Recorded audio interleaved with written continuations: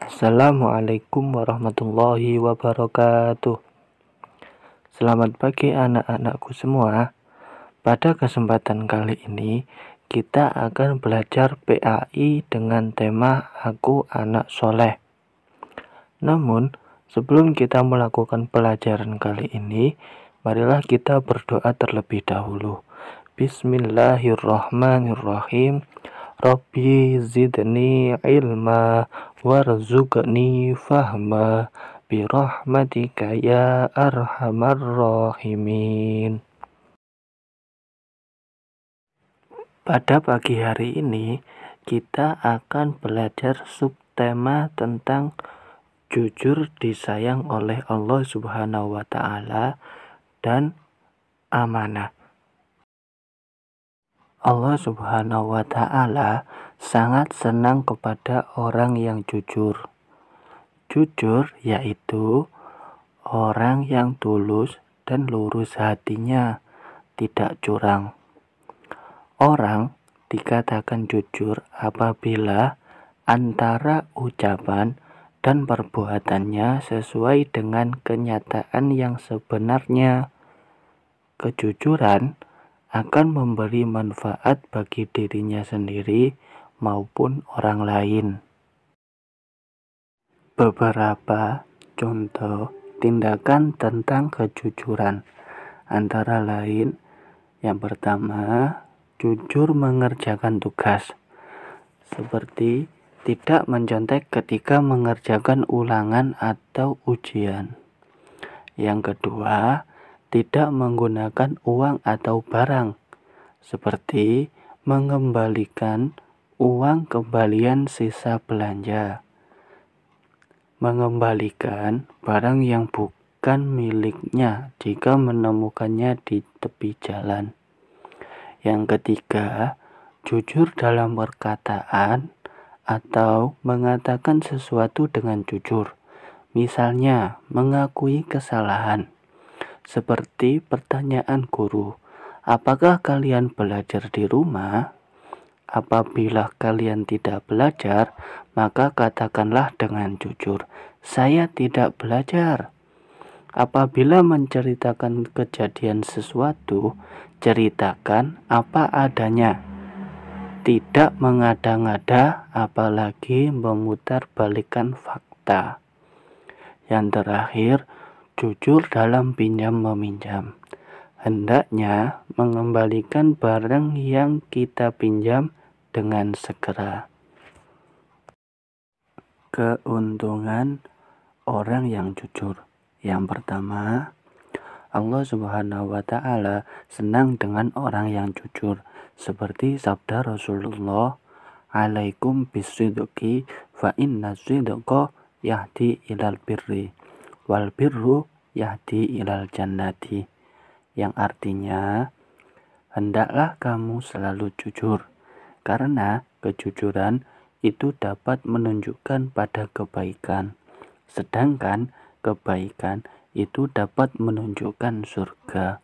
Hadis riwayat Bukhari Muslim. Yang kedua, sikap jujur disenangi semua orang. Orang jujur selalu banyak teman dan dicari. Orang yang jujur disenangi dan diterima ucapannya. Jika dia menjadi saksi, pengadilan akan menerimanya. Teman-temannya merasa tentram di dekatnya. Sebaliknya, Allah Subhanahu wa taala tidak senang dengan orang yang tidak jujur. Orang yang tidak jujur, suka berdusta, akan dibenci dan dijauhi oleh semua orang.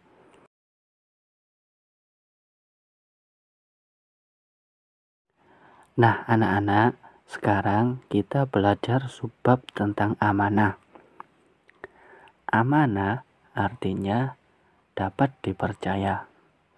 Maksudnya, seseorang harus bisa menjaga dan melakukan sesuatu atau tugas yang sudah dititipkan kepada kita dengan sebaik-baiknya. Anak-anakku semua, masihkah kalian ingat dengan sifat wajibnya Rasul? Sifat wajibnya Rasul itu ada 4. Yang pertama siddiq, yang artinya jujur.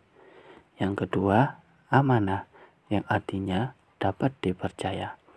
Yang ketiga fatona, yang artinya cerdas.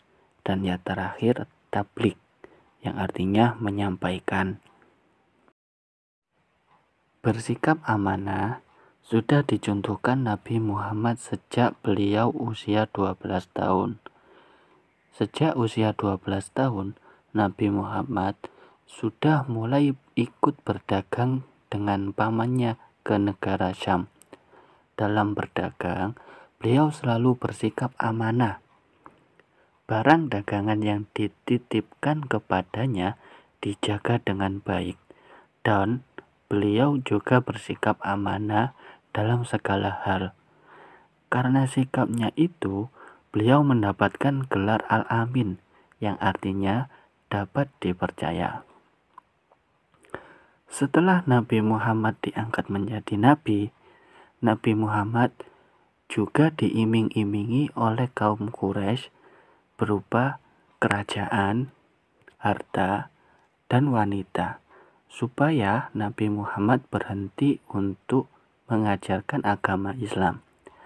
Namun, Nabi Muhammad tetap menjalankan amanah yang diberikan oleh Allah Subhanahu wa Ta'ala, yaitu mengajarkan agama Islam dan menolak apa yang telah diberikan kepada beliau dari kaum Quraisy.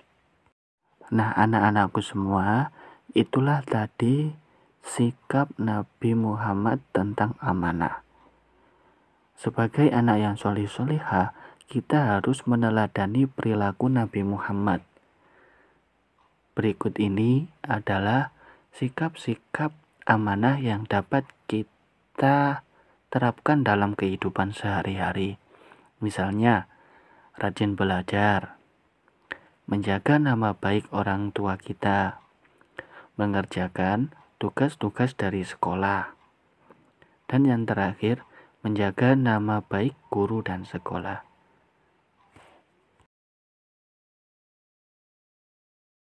Nah, anak-anakku semua, itulah tadi materi pelajaran PAI tentang Aku Anak Soleh. Semoga pelajaran kali ini bermanfaat bagi kita semua. Sebelum saya akhiri, marilah kita baca hamdalah terlebih dahulu. Alhamdulillahirabbil alamin. Saya akhiri. Wassalamualaikum warahmatullahi wabarakatuh.